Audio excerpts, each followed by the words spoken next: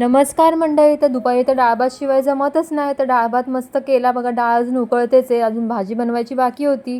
तर घेवड्याची भाजी बनवायची होती. अजून साफ करायचं होतं. म्हणलं ती झोपली तोपर्यंत साफ करून देते घेवडा. कधी कधी ना अशा भाज्या साफ करत बसायचा खूप कंटाळा येतो. एक तर 2 वाजत आलेले आणि जेवण नव्हतं झालं. तिला झोपवता झोपवता 2 वाजले. फटाफट फटाफट भाजी साफ करून घेतली. एवढा हात फास्ट चालतो, एवढा फास्ट खरंच चालला असतं तर किती बरं झालं असतं. तर थोडीशी भाजी साफ केली, अर्धी पण नसेल झाली तेवढ्यात बघा मॅडम उठली आणि डायरेक्ट भाजी साफ करायला झाली.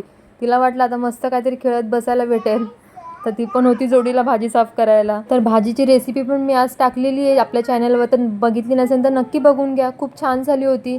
कधीतरी मी शेंगदाण्याचं कूट टाकून करते, ना तर कधीतरी अशी सुकी पण कांदा टोमॅटोमध्ये छान होते. जेवण होते तोपर्यंत मस्त गॅलरीमध्ये उभी राहून खेळत होती. त्यानंतर संध्याकाळी खूप कंटाळलेली, मग जेवलं वगैरे आणि फ्रेश होऊन तिला नेलं होतं आजीकडे. ते बघा कशी गाड्या नाही बघत काय नाही, डायरेक्ट पळायला सुरुवात. तर आता घरी पोचल्यावर बघा किती पसारा काढून बसली आहे. नंतर लहान मुलांना सगळ्यांना गोळा करून बघा डान्स चालू होता तिचा. कशी डान्स करते बघा ती आता. तर सगळे डान्स करतात बघून आजीला पण डान्स करायचं होतं, तर आजी पण त्या लोकांसोबत डान्स करायला लागली बघा. नाचरे मोरा वगैरे गाणी लावली, त्यांनी डान्स करतायत सगळेजण. जरासं खेळून वगैरे झाल्यानंतर झाला चहाचा टाइम. तर मम्मीने सकाळी धपाटे बनवले होते, तर ते चहा बरोबर मस्त एन्जॉय केले. आता बघा इथे मोबाईल बघणं चालू आहे थोडा वेळ. नंतर तिची आजीने तिची नजर काढली, कारण की ती जेवत वगैरे काहीच नाही, नुसती चिडचिड चिडचिड करते. मम्मीला बोलली तिची जराशी नजर काढ.